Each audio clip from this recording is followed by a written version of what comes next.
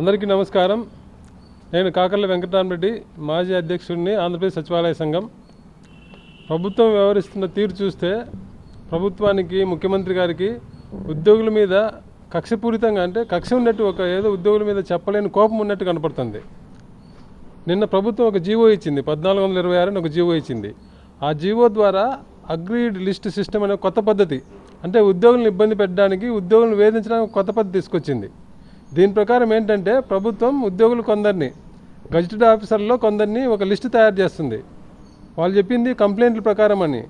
కానీ ప్రభుత్వం ఎవరికైతే నచ్చిన వాళ్ళందరినీ ఒక లిస్టు తయారు చేసి ఆ అధికారుల మీద, వాళ్ళ ఆస్తుల మీద నిఘా, వాళ్ళ ప్రవర్తన మీద నిఘా, వాళ్ళు ఎక్కడ పోతున్నారు, వాళ్ళని ఎవరిని గడులుస్తున్నారు అని నిఘా. అంటే ఉద్యోగులను మేము చెప్పిన మాట వినకపోతే మిమ్మల్ని ఈ లిస్టులో పెట్టి మిమ్మల్ని ఇబ్బంది పెడతాం, మిమ్మల్ని వెంటాడతాం, మీ మీద ఏసీబీ కేసులు పెడతాం, మిమ్మల్ని సస్పెండ్ చేస్తామని బెదిరించడానికి ప్రభుత్వం ఇలాంటి జీవో తీసుకొచ్చింది.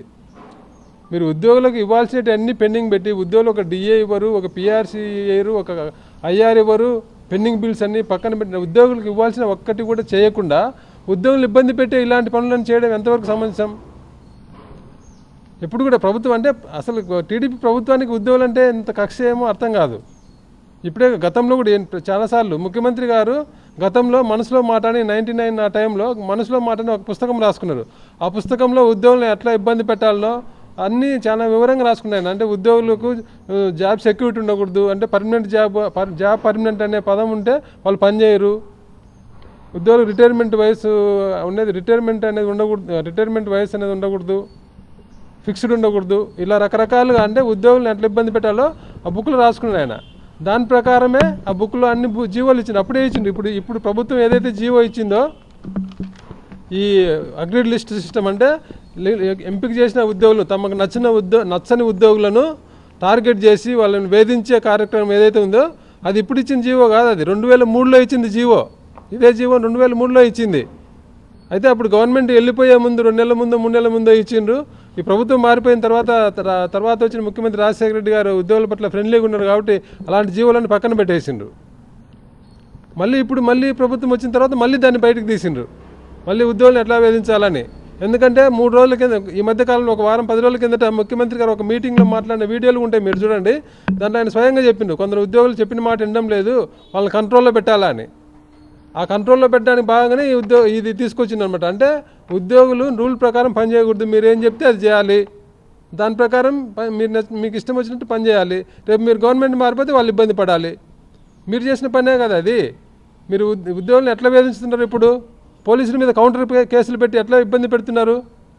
ఒక బ్లాక్మెయిల్ కేసులు దేశమంతా ఆమె మీద బ్లాక్మెయిల్ కేసులు ఉన్నాయి. ఒక సినిమా నటి, అలాంటి సినిమా నటి మీద ఒక కంప్లైంట్ వచ్చే కేసు పెడితే దాని మీద కౌంటర్ కేసు, పోలీసులు తప్పుడు కేసు అని చెప్పి డీజీపీ స్థాయి అధికారిని అరెస్ట్ చేస్తారా మీరు? ఇది పాలన? ఇలాంటి నీచమైన నికృష్టమైన పాలన ఎక్కడైనా ఉంటుందా? ఒక బ్లాక్మెయిలర్ కంప్లైంట్ మీద కేసు పెడితే ఆ కేసు పెట్టడం తప్పని చెప్పి డీజీపీ స్థాయి అధికారిని అరెస్ట్ చేసిండు. ఇంకొక 2 ఐపీఎస్ ఆఫీసర్లను సస్పెండ్ చేసిండ్రు, డిఎస్పీని సస్పెండ్ చేసిండ్రు. ఇంతమంది ఒక బ్లాక్మెయిలర్ మీద కేసు పెడితే ఇంతమంది సస్పెండ్ చేస్తారా? చివరికి ఏమైంది? మీరే ఏం చెప్పింది, ఏం తెలిసింది? ఈరోజు ఆమె బ్లాక్మెయిల్కి పాల్పడిందని చెప్పి మీరే కోర్టుకు అఫిడవిట్ ఇచ్చిండ్రు. అంటే ఇప్పుడు మీరు పెట్టిన కేసు తప్పుడు కేసు అని మీరే ఒప్పుకుంటున్నారు. మళ్ళీ ఈ పోలీస్ ఆఫీసర్ మీద తప్పుడు కేసు పెట్టిన వాళ్ళ మీద మళ్ళీ రేపు ప్రభుత్వం వచ్చి వాళ్ళని ఏం చేయాలా? వాళ్ళని సస్పెండ్ చేసి వాళ్ళ మీద కేసు పెట్టి మళ్ళీ జైలుకి పంపించాలనా?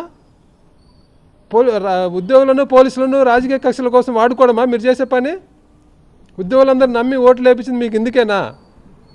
అంటే 99లో మీరు చెప్పింది, అంటే 99 సీఎం గారు మళ్ళీ చంద్రబాబు గారు 99లో ఏదైతే ఉన్నారో అది మళ్ళీ నన్ను పాత మనిషిని చూస్తారు అన్నారు. అది ఇప్పుడు మళ్ళీ బయటకు తీస్తున్నారు.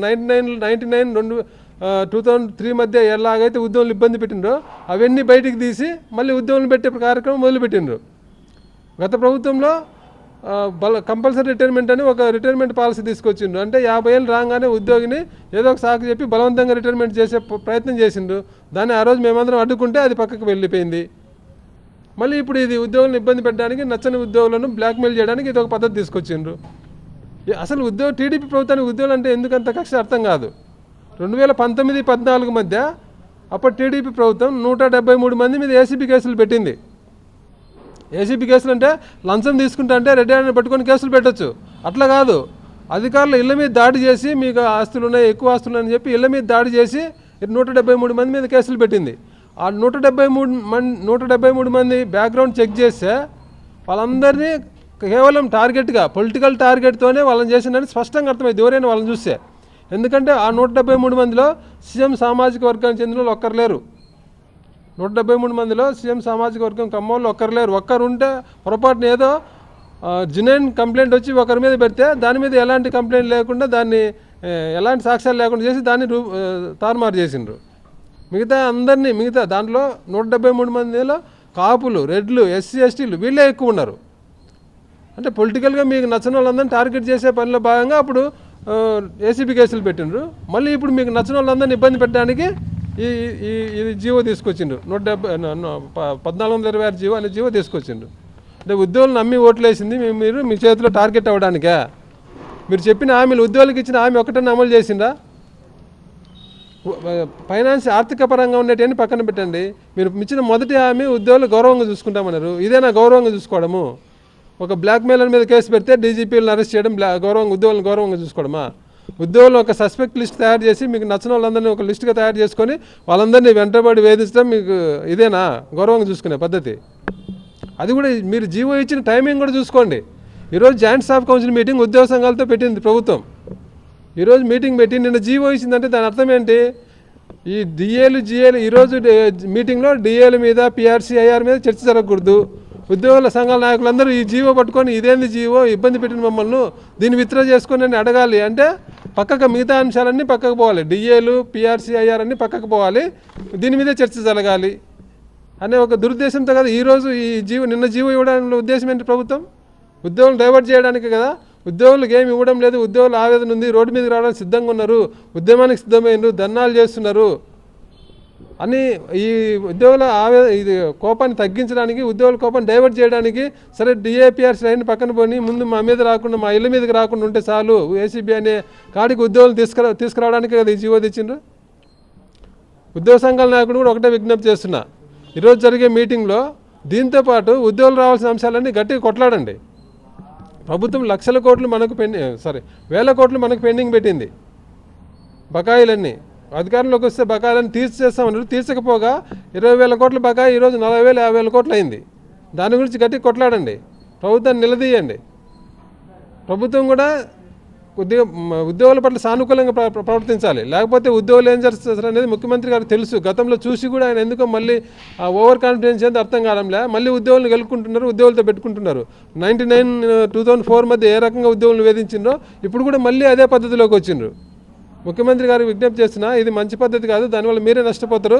ఇప్పటికైనా ఉద్యోగుల పట్ల సానుకూలంగా వ్యవహరించండి. ఉద్యోగులకు ఇవ్వాల్సినవి మేము గొంతెమ్మ కోరికలు కోరడంలే. ఉద్యోగులకు రావాల్సిన అంశాలు డిఏ ఎవరి 6 నెలలకు ఇవ్వాల్సిన డిఏలు ఇవ్వండి. అవే కదా అడుగుతున్నాం మేమేమి పెద్ద పెద్ద కోరికలు ఏమి కోరడం లేదు కదా. అవి ఇవ్వడానికి ఏమి ఇబ్బంది? ఉద్యోగులకు డిఏ ఇవ్వడానికి లేదు. ఉద్యోగులకు 1,000 కోట్లు పెండింగ్ ఉంటే అవన్నీ వదిలేసి మీరు అమరావతిలో అద్దాలకు 1,000 కోట్లు, 200 నుంచి 500 మీటర్లతో రింగ్ రోడ్లు, 1,600 ఎకరాల్లో రైల్వే స్టేషన్, 5,000 ఎకరాల్లో ఎయిర్పోర్ట్లు, ఏంది ఇది పాలన? ఇది తుగ్లక్ పాలన కదా ఇది?